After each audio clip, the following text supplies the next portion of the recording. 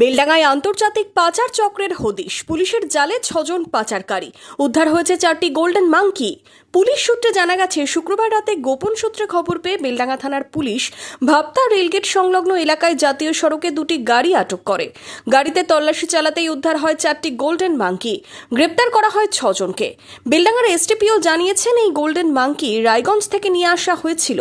আন্তর্জাতিক পাচার চক্রের সাথে যুক্ত ধৃত 6 জনের মধ্যে নদিয়ার বাসিন্দা মিঠু দাসকে 7 দিনের হেফাজতে চেয়ে শনিবার বহরমপুরে জেলা আদালতে পাঠায় পুলিশ।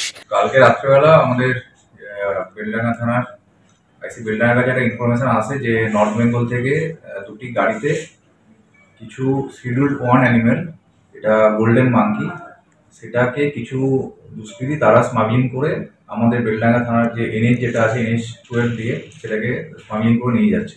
তো সেই ইনফরমেশনের উপর বেস করে আমাদের পিসি অফিসার সুদীপবাবু ভাপ্তা রেলগেটের কাছে তাদেরকে দুটো গাড়িকে ডিটেন করে এবং গাড়ি দাঁড় করানোর পরে গাড়ি সার্চ করে দেখা যায় 4টি গোল্ডেন মাঙ্কি, যেটা basically schedule one animal, endangered অ্যানিমেলের মধ্যে পড়ে।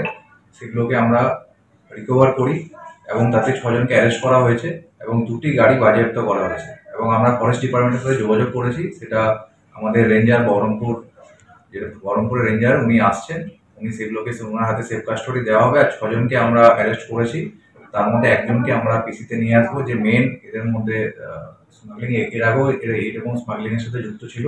তার নাম হচ্ছে মিঠু দাস, বাড়ি হচ্ছে রানাবাদ, যেটা আপনার নদিয়া ডিস্ট্রিক্টের মধ্যে পড়ছে।